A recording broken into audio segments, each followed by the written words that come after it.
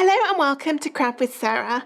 In this video, I'm going to show you how to design your own fancy backgrounds for your shadow boxes or photo frames using Cricut Design Space. So we're going to replicate this design with the lovely clouds in the sky and the hills below. It's really easy to do in Design Space, and you can use any of the Cricut Access images to do it. Let's jump into Design Space and see how to design your very own pattern backgrounds. So here we are into Design Space, and let's start making our pretty frame background. I'm going to go into Shapes and choose a square. We're not actually going to cut this with the Cricut, although you could if you wanted to, if you were using a bigger bit of paper. But I'm going to use it as the kind of base so I know how big to make the design. I'm going to be doing this A4 in size, so I'm actually just going to go into settings on the top left. If you missed that, I click the three little lines next to where it says canvas, and then go down to settings and change it to metric, which is centimeters. Now my grid's in centimeters, and I can tell that by clicking this little square on the top left. So, there you go, now you can see it's in centimeters. And then I'm going to make this A4 size. So I've got it clicked, and I'm going to tick the padlock so that it'll uncheck it so I can size the width and height separately. So my width is going to be 21 centimeters and my height is 29.7, and that's the size of A4 because I'm using an A4 frame. Yours might be US letter or it might be square. So make this whatever the size of your frame is. I'm going to tick that padlock again to close it. And then I'm going to switch back to inches because I just prefer working in inches. I find it easier. So let's switch that back to imperial. And then I actually like working with the grid lines off. So let's click this little square again to turn them off. Okay, so I'm doing a sky and clouds and hills look. So my A4 sheet is going to be the sky, so let's make it blue. I'm going to zoom out a little bit so it's easier to see, I think. And now I need to start making all of the different parts. So let's go for the hill first. I'm going to go into images, and the image that I want in Cricut Access is actually easiest to find if you search for fence. At least it always used to be. It's not coming up now. Oh, here it is. Okay, so it looks like this.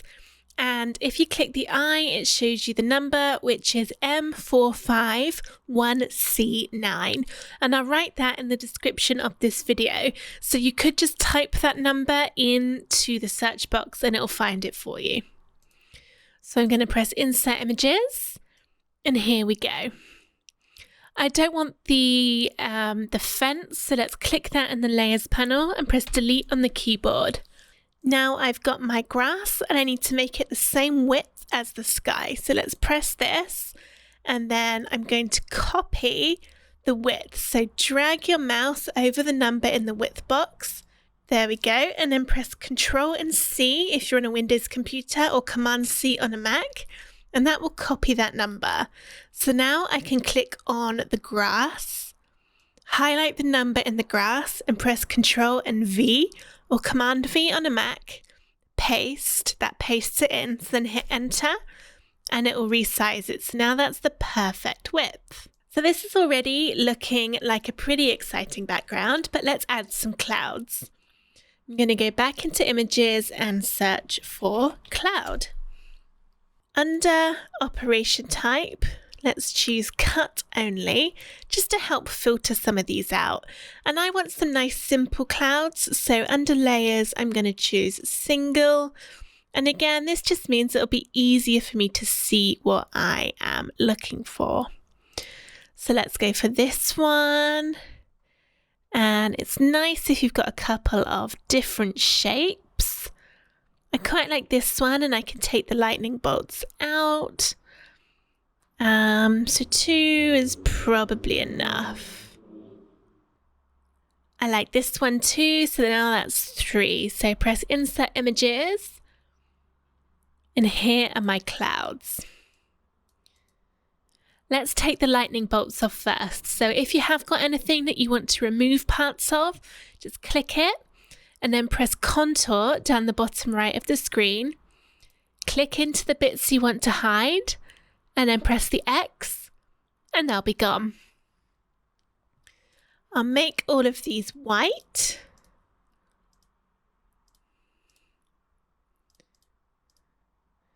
And now we can resize them, make them a bit smaller, and start positioning them onto the background. Some of them I'll hang off the side. There we go. Now at this point, before you start adding too much detail, it's a good idea to bring in the main picture that you're going to be putting on the front. So in my case, it's the leprechaun. This is a free SVG from my website, so if you want to do the exact same one, head to craftwithsarah.com/free-SVGs and you'll be able to download my layered leprechaun SVG. I've inserted my leprechaun, so I'm going to put him over here and make him the size that I want to cut him.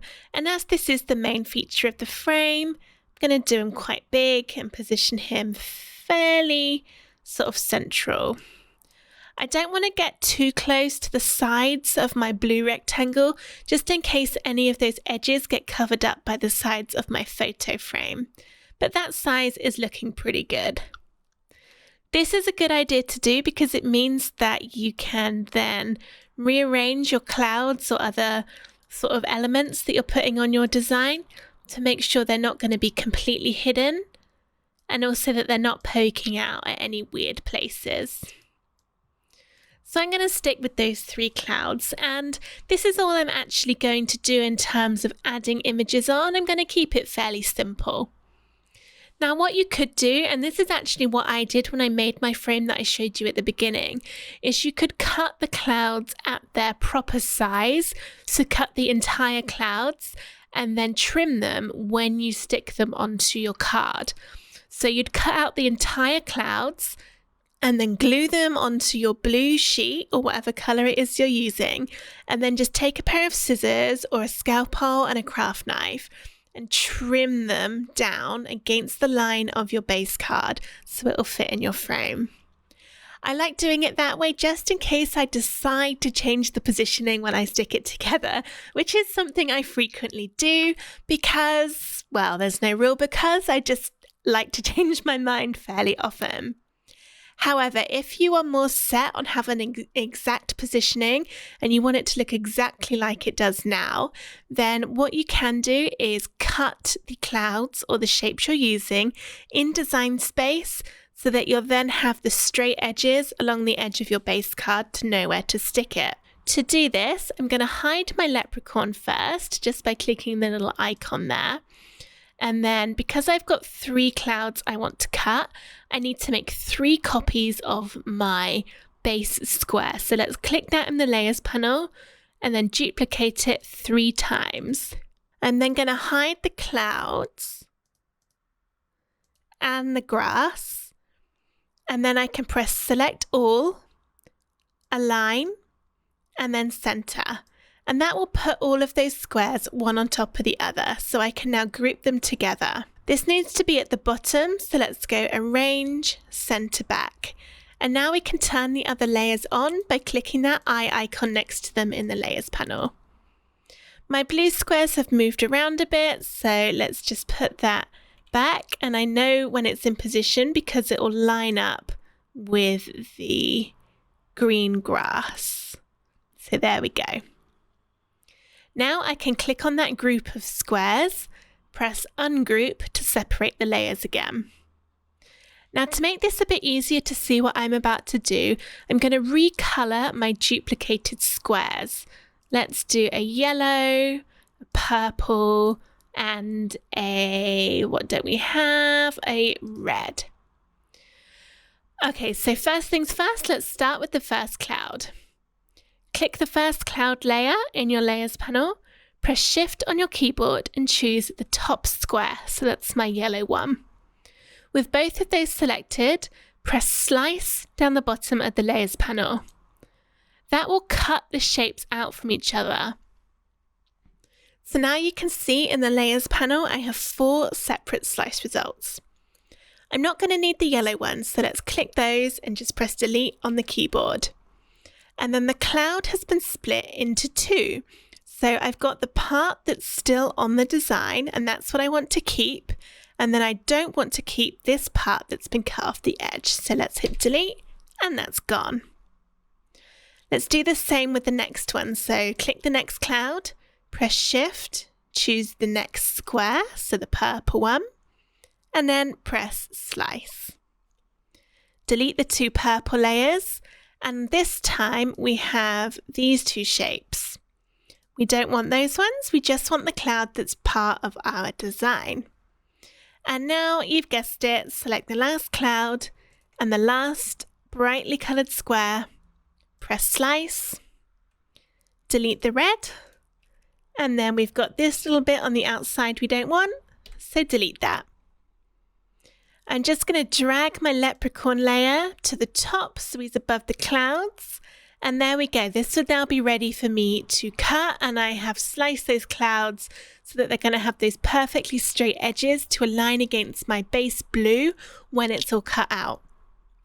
Now, because I'm using a pure A4 sheet of blue for this, that doesn't need to be cut out. It's already the perfect size. I have A4 card. That's what I'm going to use. So I don't want to cut this blue rectangle.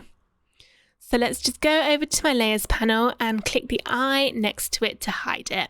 One last thing I'm going to change is the colour of the grass. The leprechaun has quite a few different shades of green in, and at the moment the grass is another shade on top of that, and I just don't think I have that many in my craft stash. So I'm going to click on this, go into the colour drop down, and then this will show you under material colours all of the colours that you've already used in your design. So any of these greens are ones that are part of the rectangle. The one that's ticked is the one that the grass currently is. So I'll just try that one. Not sure, that's a bit bright. Let's go for a bit darker. No, actually, I think I do prefer it bright, so I'll make it the bright colour. Okay, so now I'm just back to 3 shades of green, which I think should be fine. But if you're not sure, you can double check by clicking the Colour Sync link underneath where it says Make It. And there we go. Oh, I actually am still... No, it's 3 shades of green. Look, 1, 2, and 3. Okay, awesome. I'm also noticing, so this was a good thing to check, that my clouds are a slightly different white to the eyes of the leprechaun. So I'm going to click and drag those eyes to be the same as the clouds, because I'm going to cut them out of the same card, so I might as well make them the same colour so I can cut them on the same mat with my Cricut. I'm happy with how this is looking, so let's press layers again just to get it back to that default view. And before I cut it, I'm just going to save my project. So press save at the top. I will call it Leprechaun Test. And I'm going to save it to my testing collection just so that I've got it nicely organized, and then press save. And then this is ready for me to send to my Cricut and get everything cut out. And once it is cut out, then I'm just going to glue together the blue A4 card, the white clouds, and the green hill, because your background should be all glued. Don't use foam pads for it. We want it to still be nice and flat so that when we stick our layered design on top, that goes on nice and flat on top of it. If you'd have used foam for the clouds or the sky, then your leprechaun's going to be a bit wibbly wobbly, and it won't sort of fall right when you stick it on. So remember, all your background decorations, glue them. Okay, so that was a little overview of how you can make patterned backgrounds for your Cricut projects. And there are so many different options you can do. I'm going to show you one other one that I designed using my layered dog SVGs. Here it is, and as you can see, I've got my border collie or my sheepdog, and I've put him in the fields with lots of sheep in the background, and it's a nice sunny day. So this is just to kind of show you that you can add more layers, more colors, more details to your backgrounds and make them as detailed and exciting as you want. And you can also change them up depending on the type of design you want to put on them. For this one, I've moved the collie over to the left of the screen to give me space to add all of the sheep in the background on the white. I hope you enjoyed this video on how to design your own backgrounds in Cricut Design Space. Now that you know the basics of arranging your images and cropping them to fit the size of your frame, the possibilities you've got for creating your own custom backgrounds truly is endless. If you enjoyed this video, please give it a thumbs up and subscribe to my YouTube channel for loads more Cricut, Design Space and Papercraft tutorials. Thank you for watching. Bye!